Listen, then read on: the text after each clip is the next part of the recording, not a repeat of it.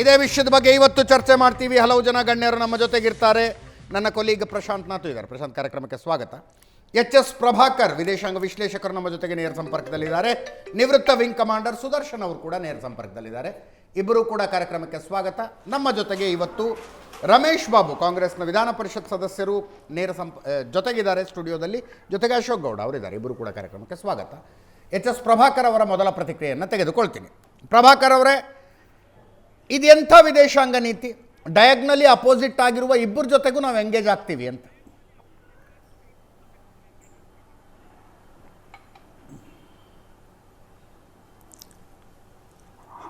ಹಾಂ, ನಮಸ್ಕಾರ. Yes sir. ನೋಡಿ, ನೀವು ಇದು ಆರಂಭ ಮಾಡುವಾಗ ಕೆಲವಾರು ಆಯಾಮದ ವಿಷಯವನ್ನು ತಿಳಿಸಿದ್ರೆ, ನಮಗೆ ಕೇವಲ ರಾಜಕೀಯ ಪಕ್ಷಗಳು, ಕೆಲ ಮೀಡಿಯಾ ಕಡೆಯವರು ಮಾತ್ರ ಟೀಕೆ ಟಿಪ್ಪಣಿಗಳನ್ನು ಮಾಡಿದ್ದಾರೆ ಅನ್ನೋದನ್ನು ಮಾತ್ರ ಹಿಡ್ಕೊಂಡು ಪೂರ್ತಿ ಎಳೆದು ಮಾತನಾಡೋದಕ್ಕೆ ಇಷ್ಟಪಡೋದಿಲ್ಲ.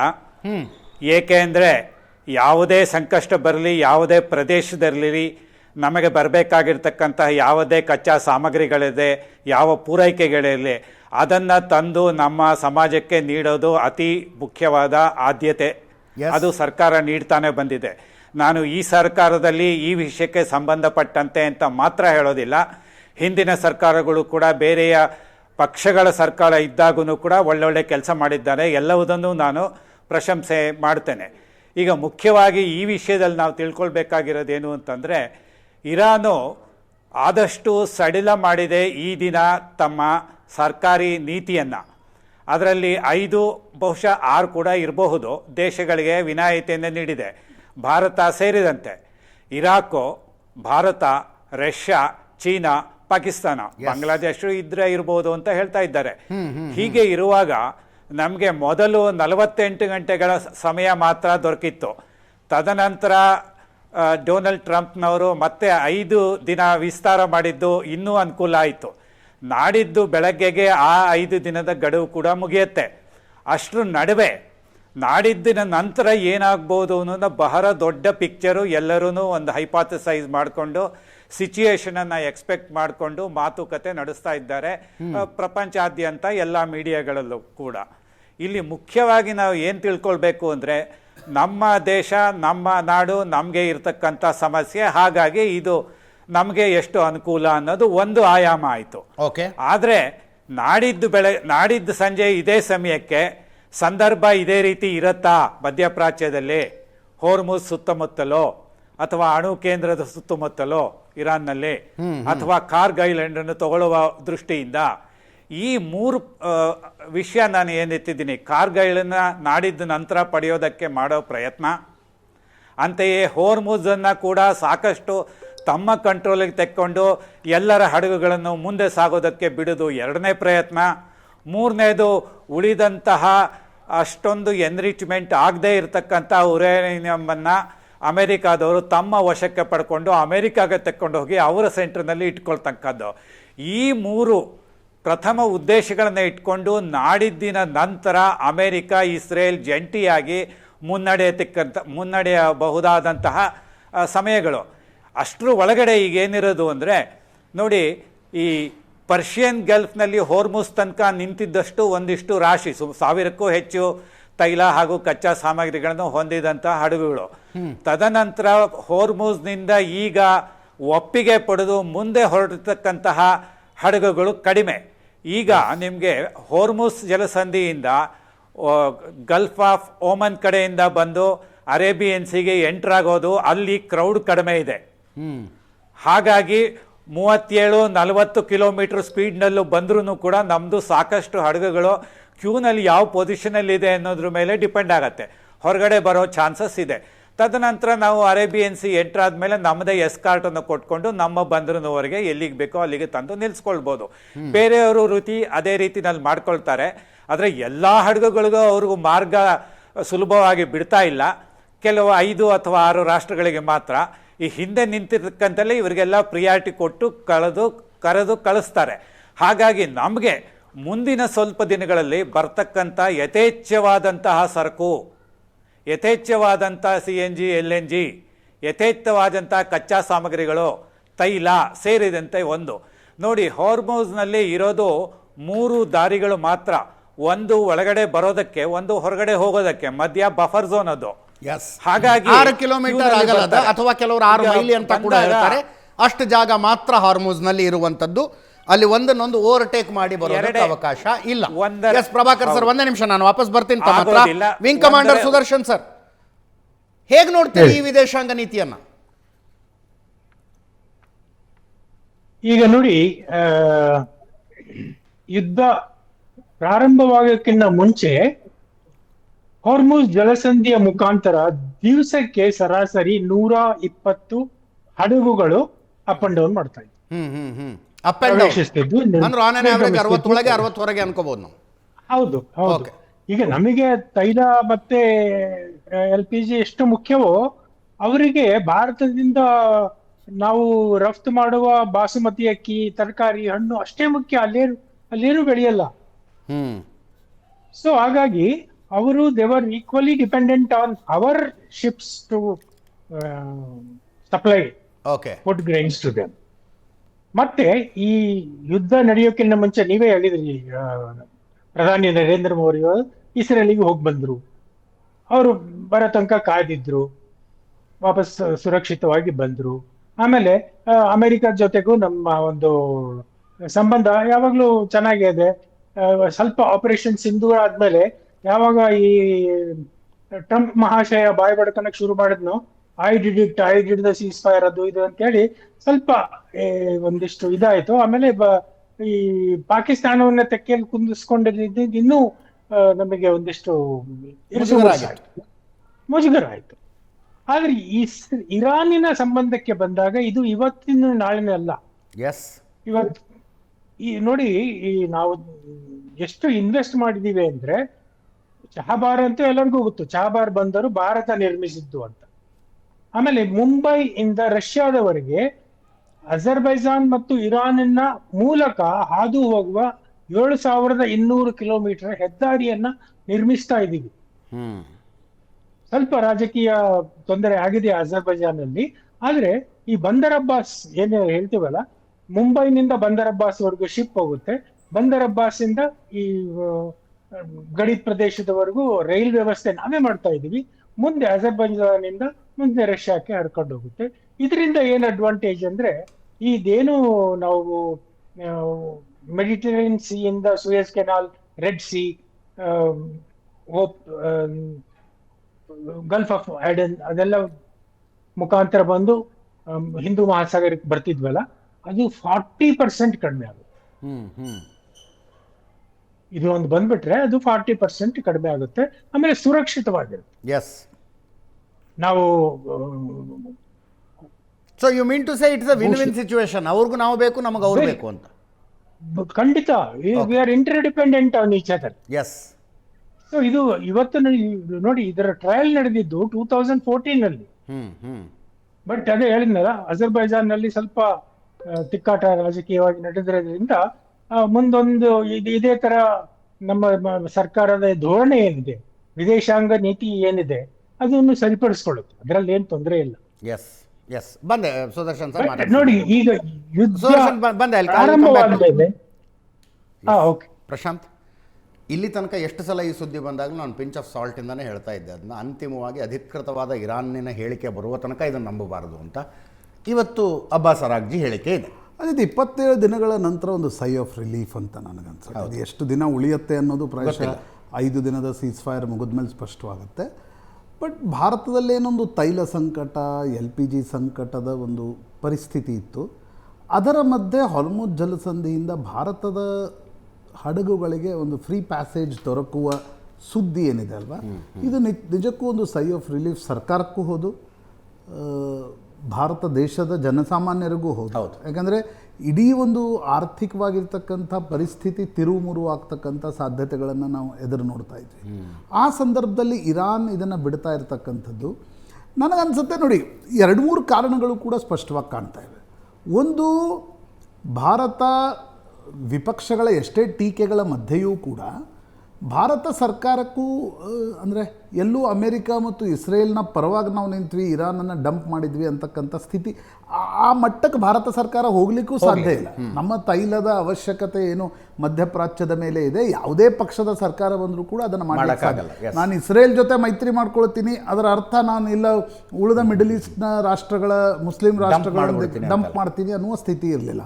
ಅದೇ ಕಾರಣದಿಂದ ಇರಾನ್ ಯಾವಾಗ ಶ್ರೀಲಂಕಾದ ಕೋಸ್ಟ್ನಲ್ಲಿ ಅಮೇರಿಕ ಒಂದು ವಾರ್ಶಿಪ್ಪನ್ನು ಹೊಡೆದು ಹಾಕ್ತು, ಆಗ ಇರಾನ್ ಇಲ್ಲ ನಮ್ಗೆ ಡಾಕ್ ಮಾಡಲಿಕ್ಕೆ ಅವಕಾಶವನ್ನು ಕೊಡಿ ಅಂತಕ್ಕಂಥದ್ದನ್ನು ಕೇಳಿದಾಗ ಭಾರತ ಮೊದಲು ಆ ಒಂದು ಗುಡ್ವಿಲ್ ಗೆಸ್ಚರ್ ಆಗಿ ಭಾರತ ಕೇರಳದಲ್ಲಿ ಡಾಕ್ ಮಾಡಲಿಕ್ಕೆ ಅವಕಾಶ ಕೊಡ್ತು. ಹೀಗಾಗಿ ನನಗನ್ಸುತ್ತೆ ಬ್ರಿಕ್ಸ್ನ ದೃಷ್ಟಿಯಿಂದ ಕೂಡ ಡಿಡಾಲರೈಸೇಷನ್ ದೃಷ್ಟಿಯಿಂದ ಬ್ರಿಕ್ಸ್ನಲ್ಲಿ ಏನು ನಡೀತಾ ಇದೆ ಅದರಲ್ಲೂ ಕೂಡ ಭಾರತ, ಇರಾನ್, ಚೈನಾ, ರಷ್ಯಾ ಇವು ಪ್ರಮುಖವಾಗಿರ್ತಕ್ಕಂಥ ರಾಷ್ಟ್ರಗಳು. ಆ ದೃಷ್ಟಿಯಿಂದ ಭಾರತ ಮತ್ತು ಚೈನಾಗೆ ಏನೊಂದು ಫ್ರೀ ಪ್ಯಾಸೇಜ್ ಕೊಡ್ತೀವಿ ಅಂತಕ್ಕಂಥದ್ದನ್ನು ಇರಾನ್ ಹೇಳಿದೆ. ವಿಶ್ವದ 2 ಪ್ರಮುಖ ರಾಷ್ಟ್ರಗಳು ಅಲ್ಲಿ ಇರತಕ್ಕಂಥ ಜನಸಂಖ್ಯೆಯನ್ನು ನೋಡಿದಾಗ it's a big sigh of relief. S Ramesh Babu sir, ವಿದೇಶಾಂಗ ನೀತಿಯ ಗೆಲುವಲ್ವ, ಉಳಿದ 4 ದೇಶಗಳೇನಿದಾವಲ್ಲ ಅವು ಔಟ್ರೈಟಾಗಿ ಇರಾನ್ನ ಪರವಾಗಿ ನಿಂತ್ಕೊಂಡಿರುವಂತಹ ದೇಶಗಳು, ಅಮೆರಿಕ ಮತ್ತು ಇಸ್ರೇಲ್ನ ವಿರುದ್ಧ ನಿಂತಿರುವ ದೇಶಗಳು. ಈ 5 ದೇಶಗಳ ಪೈಕಿ ಭಾರತ ಒಂದೇ 2 ಕಡೆ ಈಕ್ವಲ್ ಅಪಾರ್ಚುನಿಟಿ ಇಟ್ಕೊಂಡಿರುವಂಥದ್ದು ಅಂತ. ಪಾಕಿಸ್ತಾನ ಕೂಡ ಇದೆ ಅಲ್ಲ, ಇಸ್ರೇಲ್ ಜೊತೆ ಅಂತ ಸಂಬಂಧ, ಇಸ್ರೇಲ್ ಜೊತೆ ಇಲ್ಲೇ ಇದ್ರು ಅಮೆರಿಕ ಜೊತೆಗೆ ಸಂಬಂಧ ಇದೆ. ಎಸ್, ಬಹುತೇಕ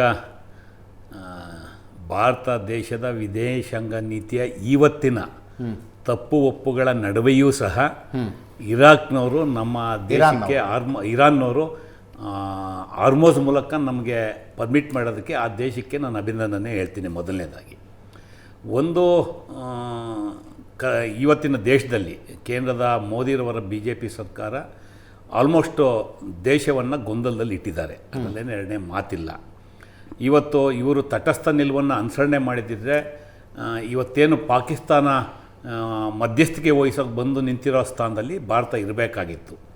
ಯಾವುದೇ ವಿದೇಶಾಂಗ ನೀತಿ ಯಾವುದೇ ದೇಶಕ್ಕೆ ಬೇರೆ ದೇಶಗಳ ಜೊತೆ ಸಂಬಂಧ ಉತ್ತಮವಾಗಿ ಇಟ್ಕೊಳ್ಳೋವಂಥದ್ದು ಒಂದು ಅವಕಾಶ. ಇವತ್ತು ಬೇರೆ ಬೇರೆ ಕಾರಣಕ್ಕೆ ಪಾಕಿಸ್ತಾನದ ಒಬ್ಬ ಮಿಲಿಟ್ರಿ ಅಧಿಕಾರಿನ ಟ್ರಂಪ್ ಅವರು ಅವರ ಶ್ವೇತಭವನಕ್ಕೆ ಕರ್ಕೊಂಡು ಜೊತೆ ಊಟ ಮಾಡ್ತಾರೆ. ಪಾಪ ಮೋದಿರವರು ನಿರೀಕ್ಷೆ ಮಾಡೋರು ಅವಾಗ ಅವಕಾಶ ಸಿಕ್ಕಲಿಲ್ಲ. ಯಾಕೆ ಸಿಕ್ಕಲಿಲ್ಲ ಅಂತೇಳಿ ಅವರೇ ಟ್ರಂಪ್ ಅವರೇ ಭಾಳ ಸ್ಪಷ್ಟವಾಗಿ ಹೇಳಿದ್ರು, ಮೋದಿ ನಾನು ಹೇಳ್ದಂಗೆ ಕೇಳ್ತಾರೆ, ಹಾಗಾಗಿ ಅದರ ಅವಶ್ಯಕತೆ ಇಲ್ಲ ಅಂತೇಳಿ ಪರೋಕ್ಷವಾಗಿ ಅದು ಮಾಹಿತಿಯನ್ನು ಕೊಟ್ಟರು. ಇವತ್ತು ಬೇರೆ ಬೇರೆ ಕಾರಣಕ್ಕೆ ಒಂದು ಗೊಂದಲದ ವಿದೇಶಾಂಗ ನೀತಿಯನ್ನು ಭಾರತ ಸರ್ಕಾರ ಕೇಂದ್ರದ BJP ಸರ್ಕಾರ ಅನುಸರಣೆ ಮಾಡಿದ್ದರಿಂದ ಸ್ವಲ್ಪ ಗೊಂದಲಗಳು ಉಂಟಾಗಿದೆ.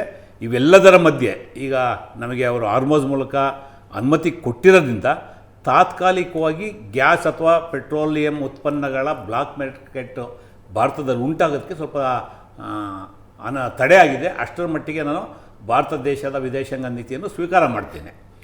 ಇವತ್ತು ತಾತ್ಕಾಲಿಕವಾಗಿ ಆಗಿರ್ತಕ್ಕಂಥ ರಿಲೀಫು ನಮಗೆ ಗೊತ್ತಿಲ್ಲ, ಈ ಯುದ್ಧ ಇನ್ನೂ ಎಷ್ಟು ದಿವಸ ಆಗುತ್ತೆ, ಏನಾಗುತ್ತೆ ಅನ್ನೋ ಪರಿಸ್ಥಿತಿ ಯಾರಿಗೂ ಗೊತ್ತಿಲ್ಲ. ಇವೆಲ್ಲದರ ಮಧ್ಯೆ ಇವರು ಒಂದು ಸ್ಪಷ್ಟ ನೀತಿಯನ್ನು ಅನುಸರಣೆ ಮಾಡಿದ್ದಿದ್ರೆ, ಅಂದರೆ ಇಸ್ರೇಲ್ ಜೊತೆ ಏನು ಸಂಬಂಧ ಇಟ್ಕೊಂಡ್ರು ಅದೇ ರೀತಿ ಬೇರೆ ದೇಶಗಳ ಜೊತೆನೂ ಸಂಬಂಧ ಇಟ್ಕೊಂಡಿದ್ದರೆ ಬಹುತೇಕ ಈ ಥರದ ಸಂದರ್ಭ ಉಂಟಾಗ್ತಿರಲಿಲ್ಲ. ಇರಾನ್ನ ಏನೊಂದು ಪರಿಸ್ಥಿತಿ ನಿರ್ಮಾಣ ಮಾಡಬೇಕಾಗಿತ್ತು. ಸ್ಪೆಸಿಫಿಕ್ ಆಗಿ ಹೇಳೋದಂದ್ರೆ ನೀವು ಇಸ್ರೇಲ್ ಜೊತೆ ಒಂದು ಆತ್ಮೀಯ ಸಂಬಂಧ ಇದೆ. ಇಸ್ರೇಲ್ ಜೊತೆ ಅಲ್ಲಲ್ಲ, ನೋಡಿ ನಾನು ಕಳೆದ ನಿಮ್ಮ ಚರ್ಚಾ ಸಂದರ್ಭದಲ್ಲಿ ನಾನು ಹೇಳಿದ್ದೇನೆ, ಇದು ಯುದ್ಧ ಬೇರೆಯವರಿಗೆ ಅನಿರೀಕ್ಷಿತ ಇರ್ಬೋದು, ಒಂದು ರಾಷ್ಟ್ರಕ್ಕೆ ಇದರ ಮಾಹಿತಿ ಒಂದು ವರ್ಷದ ಮುಂಚೆಲೇ ಇರುತ್ತೆ, ಏನೇನಾಗುತ್ತೆ ಆಗ್ಬೋದು ಅಂತೇಳಿ. It is the planning of the every independent state or nation. Okay, ನಮ್ಮ ವಿದೇಶಾಂಗ ನೀತಿನಲ್ಲಿ ಪ್ರಪಂಚದಲ್ಲಿ ಏನಾಗ್ತಾ ಇದೆ, ಅಮೆರಿಕದಲ್ಲಿ ಏನಾಗ್ತಾ ಇದೆ, ಇರಾನ್ನಲ್ಲಿ ಏನಾಗ್ತಾ ಇದೆ, ಇಸ್ರೇಲಲ್ಲಿ ಏನಾಗ್ತಾ ಇದೆ, ಪಾಕಿಸ್ತಾನದಲ್ಲಿ ಏನಾಗ್ತಾ ಇದೆ, ಅದು ನೆನ್ನೆದು ನೋಡ್ಬಿಟ್ಟು ಇವತ್ತು ತೀರ್ಮಾನ ಮಾಡೋದಲ್ಲ. ಆ ಥರ ಯಾರು ಅಂದ್ಕೊಂಡ್ರೆ ಅವರಷ್ಟು ದಡ್ರು ಅದರಷ್ಟು ಫೇಲೂರು ಫಾರಿನ್ ಪಾಲಿಸಿ ಯಾವುದೂ ಇರೋದಿಲ್ಲ. ಇವತ್ತು ಒಂದು ನಿಮಿಷ ಮುಗಿಸಿಲ್ಲ. ಇವತ್ತು ಟ್ರಂಪ್ ಅವರು ಭಾಳ ಸ್ಪಷ್ಟವಾಗಿ 2-3 ತಿಂಗಳಿಂದ ಮುಂಚೆಲೇ ಹೇಳ್ಕೊಂಡ್ಬಂದರು, ಈ ಯುದ್ಧಕ್ಕೆ ನಾವು ತಯಾರಿದ್ದೀವಿ, ಯುದ್ಧ ಆಗುತ್ತೆ ಅನ್ನೋ ರೀತಿಯಲ್ಲಿ ಹೇಳಿಕೆಗಳನ್ನ ಅವರು ಪರೋಕ್ಷವಾಗಿ ಕೊಟ್ಕೊಂಡ್ಬಂದರು. ಅಂಥ ಸಂದರ್ಭದಲ್ಲಿ ಇವರು ಇಸ್ರೇಲ್ಗೆ ಭೇಟಿ ಕೊಟ್ಟಿದ್ದು ಮೊದಲನೇ ತಪ್ಪು. ನಮ್ಮ ರಾಜತಾಂತ್ರಿಕ ಸಂಬಂಧಗಳು ಮುಂಚೆಯಿಂದ ಇದ್ದಿದ್ದು ಇರಾನ್ ಜೊತೆಲೇ ಭಾಳ ಆತ್ಮೀಯತೆ, ಮತ್ತೊಂದು ವ್ಯಾಪಾರ, ಮತ್ತೊಂದು ಎಲ್ಲ ಇದ್ದಂಥದ್ದು.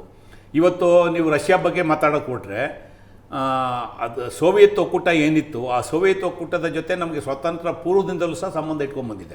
ಅಮೆರಿಕ ಜೊತೆ ನಮ್ದು ಯಾವತ್ತೂ ಒಳ್ಳೆಯ ಸಂಬಂಧ ಇರಲಿಲ್ಲ. ಇವತ್ತು ಪಾಕಿಸ್ತಾನಕ್ಕೆ ನ್ಯೂಕ್ಲಿಯರ್ ಇದನ್ನೆಲ್ಲ ಮಾಹಿತಿಯನ್ನು ಕೊಟ್ಟು ಅದನ್ನು ತಯಾರು ಮಾಡೋದಂಥ ದೇಶ ಯಾವುದು?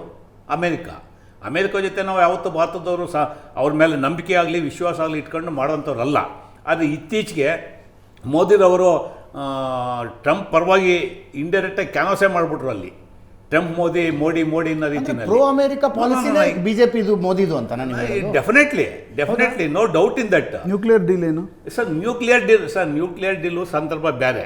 ಇವತ್ತು ಬಂದಿರ್ತಕ್ಕ ನ್ಯೂಕ್ಲಿಯರ್ ಡೀಲ್ ಇರಲಿ, ನೀವು ಪಾಕಿಸ್ತಾನಕ್ಕೆ ನ್ಯೂಕ್ಲಿಯರ್ ಎಲ್ಲ ಕೊಟ್ಟೋರು ಯಾರು? ಮಾಹಿತಿ ಕೊಟ್ಟೋರು ಯಾರು? ಇಲ್ಲಿ ನಮ್ಮ ಇಂಡಿಯಾಕ್ಕೆ ನಮಗೆ ಕೌಂಟರ್ ಪ್ಯಾರಲ್ ಮಾಡ್ಬೇಕಂತೇಳಿ ಸಪೋರ್ಟ್ ಮಾಡಿದಾರೆ ಯಾರು? ಪಾಕಿಸ್ತಾನವನ್ನ. ನಿಮ್ಗೆ ಆ ಕಾನ್ಸೆಪ್ಟ್ ಕೊಟ್ಟೋರು ಯಾರು ಪಾಕಿಸ್ತಾನಕ್ಕೆ? ಇಡೀ ಮುಸ್ಲಿಂ ಯಾರು ಭಯೋತ್ಪಾದಕ ಕಂಟ್ರಿಗಳು ಯಾವ ಇದಾವೆ ಈ ದೇಶದಲ್ಲಿ ಭಯೋತ್ಪಾದಕತೆಯನ್ನು ಪ್ರಚೋದನೆ ಮಾಡ್ತಾ ಇರ್ತಕ್ಕಂಥವ್ರೆ, ಅವ್ರಿಗೆ ನ್ಯೂಕ್ಲಿಯರ್ದೆಲ್ಲ ಐಡಿಯಾಲಜಿ ಮತ್ತೊಂದು ಟೆಕ್ನಾಲಜಿ ಎಲ್ಲ ಕೊಟ್ಟಂತ ಕಾಂಗ್ರೆಸ್ನ ಸ್ಟ್ಯಾಂಡ್ ಏನಿಲ್ಲ, ಅಮೆರಿಕದ ಫ್ರೆಂಡ್ಶಿಪ್ ಬಿಟ್ಬಿಡಿ. ನಾವು ಅಮೆರಿಕ ಜೊತೆ ಸಂಬಂಧಗಳನ್ನ ಇಟ್ಕೊಳ್ಳೋ ಪ್ರಯತ್ನ ಮಾಡಿದ್ದೇವೆ. ಆದರೆ ಅಮೆರಿಕಾಗಿನ್ನ ಉತ್ತಮ ಸಂಬಂಧ ನಮ್ದಿದ್ದಂಥದ್ದು ರಷ್ಯಾ ಜೊತೆ. ಈಗ ರಮೇಶ್ ಬಾಬು ಅವರ 27 ದಿನದಿಂದ ವಿರೋಧ ಪಕ್ಷಗಳು, ಅದರಲ್ಲೂ ಕಾಂಗ್ರೆಸ್ ಪಕ್ಷ ಬಹಳ ಫೋರ್ ಫ್ರಂಟ್ಲಿ ಟೀಕಿಸ್ತಾ ಇತ್ತು, ಇಲ್ಲ ನಾವು ಇರಾನನ್ನು ಡಂಪ್ ಮಾಡಿದ್ದೀವಿ ಅಂತ. ಇವತ್ತು ಅದೇ ಸ್ಟ್ಯಾಂಡ್ ನಮ್ದು, no question of compromise. But ಅದು ಇರಾನ್ಗೆ ಅನಿಸ್ತಾ ಇಲ್ಲಲ್ಲ. ಇರಾನ್ ಹೇಳ್ತಾ ಇದೆ ಚೈನಾದ ಜೊತೆ ನಾವು ಭಾರತವನ್ನು ಸಮೀಕರಿಸಿ ನೋಡ್ತೀವಿ, ಹೋಮ್ರೂಜಲ್ಲಿ ಸೇಫ್ ಪ್ಯಾಸೇಜ್ ಅನ್ನು ಕೊಡ್ತೀವಿ ಅಂತಕ್ಕಂಥ ಇರಾನ್ ಹೇಳ್ತಿದೆ. ಒಂದು ನಿಮಿಷ, ನಾಟ್ ಓನ್ಲಿ ಇರಾನ್ ಅಲ್ಲ, ನಾಟ್ ಓನ್ಲಿ ಚೈನಾ, ಪಾಕಿಸ್ತಾನ ಪರನೂ ಅವ್ರು ಮಾತಾಡಿದ್ದಾರೆ. ಪಾಕಿಸ್ತಾನ ಬಿಡ್ತೀವಿ ಅಂತ ಹೇಳಿದ್ದಾರೆ, ರಷ್ಯಾಕ್ಕೂ ಬಿಡ್ತೀವಿ ಅಂತ ಹೇಳಿದ್ದಾರೆ. ರಷ್ಯಾದಲ್ಲಿ ನೀವು ತೈಲ ಆಮದು ಮಾಡ್ಕೊಳಕ್ಕೆ ಒಪ್ಪಂದ ಮಾಡ್ಕೊಂಡಾಗ ವಿರೋಧ ಮಾಡಿದಾರ ಈ ಪ್ರಪಂಚದಲ್ಲಿ ನಿಮಗೆ? ಅಮೆರಿಕ ವಿರೋಧ ಮಾಡ್ಲಿ ಅಲ್ಲ ರೀ, ನಾನು ಕೇಳ್ತಿರೋದು ದಯಮಾಡಿ ನಾಥವ್ರೆ ಡೋಂಟ್ ಡೈವರ್ಟ್ ಪ್ಲೀಸ್. ಮಾತಾಡಿ. ನೀವು ನಮ್ದು ಒಂದು ಇಂಡಿಪೆಂಡೆಂಟ್ ಕಂಟ್ರಿ, ನಮ್ಮ ಸಾರ್ವಭೌಮತೆಗೆ ಧಕ್ಕೆ ಬರೋ ರೀತಿಯಲ್ಲಿ ಇನ್ನೊಂದು ದೇಶದ ಅಧ್ಯಕ್ಷ ಮಾತಾಡ್ತಾರೆ ಅಂದಾಗ ಅದನ್ನು ಖಂಡನೆ ಮಾಡಕ್ ನಿಮ್ಗೆ ಶಕ್ತಿ ಇಲ್ವಾ? ಹೌದು, ಅದನ್ನು ಖಂಡನೆ ಸರ್ಕಾರ ಉತ್ತರ ಕೇಳುವ ಪ್ರಶ್ನೆ. ಈಗ ಒಂದ್ ನಿಮಿಷ, ವಿಪಕ್ಷಗಳೇ ನರೇಟಿವ್ ಬಿಲ್ಡ್ ಮಾಡ್ತಾ ಇದ್ರು, ಇಲ್ಲ ಇರಾನ್ ನಾವು ಡಂಪ್ ಮಾಡ್ತೀವಿ, ಬಟ್ ಅದು ಇರಾನ್ ಯಾಕೆ ಅನಿಸ್ತಾ ಇಲ್ಲ? ವಿಪಕ್ಷಗಳು ಡಂಪ್ ಮಾಡೋದಲ್ಲ ಇದು, ಸ್ವಲ್ಪ ಕೇಳಿ. ನಮ್ಮ ಅಭಿಪ್ರಾಯ ಅಲ್ಲ ಅದು. ಭಾರತದಲ್ಲಿ ಏನು ವಿದೇಶಾಂಗ ನೀತಿ ನಾವು ನಡೆಸ್ಕೊಂಡು ಬಂದಿದ್ದೇವೆ ಅದನ್ನು ಪ್ರೊಟೆಕ್ಟ್ ಮಾಡ್ಕೊಂಡು ಹೋಗೋಂಥ ಕರ್ತವ್ಯ ಯಾರ್ದು? ಸರ್ಕಾರದ್ದು. ಇವತ್ತು BJP ಇರ್ಬೋದು, ಮತ್ತೆ ನಾಳೆ ಕಾಂಗ್ರೆಸ್ ಬರ್ಬೋದು. ಓಕೆ, ಇವತ್ತು ನಮ್ಮ ಫಾರಿನ್ ಪಾಲಿಸಿ ಏನಿದೆ ಅದನ್ನು ಚೈನಾದವ್ರು ಏನಕ್ಕೆ ಪಾಕಿಸ್ತಾನಕ್ಕೆ ಸಪೋರ್ಟ್ ಮಾಡ್ತಾ ಇರೋದು? ಚೈನಾದವ್ರು ಏನಕ್ಕೆ ಶ್ರೀಲಂಕಾಗೆ ಸಪೋರ್ಟ್ ಮಾಡ್ತಾ ಇರೋದು? ಚೈನಾದವ್ರು ಏನಕ್ಕೆ ನೇಪಾಳಕ್ಕೆ ಸಪೋರ್ಟ್ ಮಾಡ್ತಾ ಇರೋದು? ಇವತ್ತು ಆಫ್ಘಾನಿಸ್ತಾನ ಪಾಕಿಸ್ತಾನ ಗಲಾಟೆ ಆದಾಗ ನಾವು ಯಾರ ಪರ ನಿಂತಿದ್ದೇವೆ?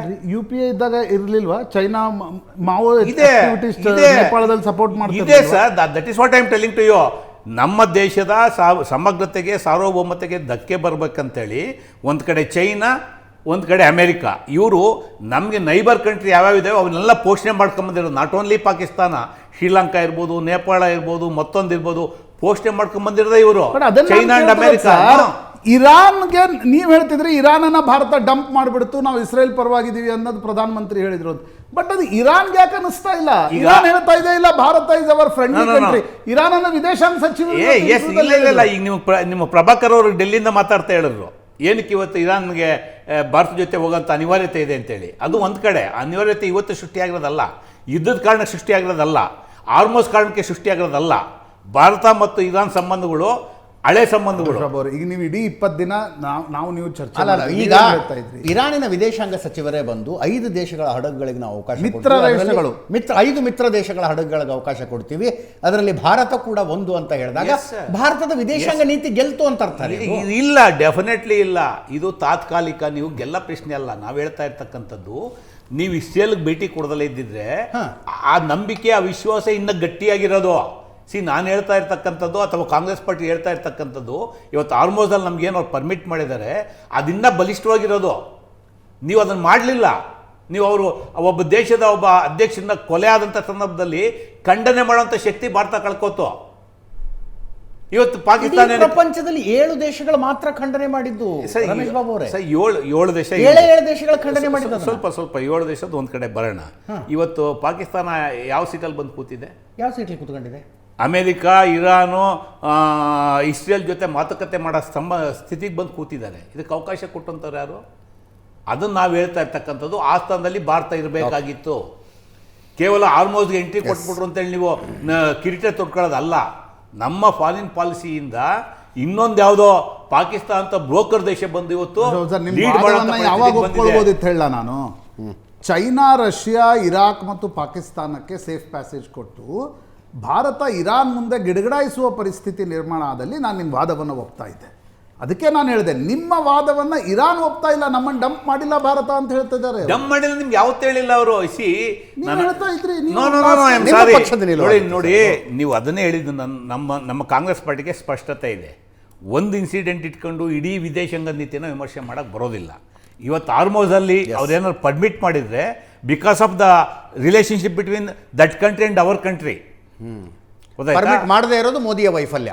100% ಇಷ್ಟು ದಿವಸ ಮಾಡದೇ ಇದ್ರೆ ಅದು ಮೋದಿಯ ವೈಫಲ್ಯ, ಮಾಡಿದ್ದರೆ ಅದು ದೇಶಗಳ ಸಂಬಂಧ.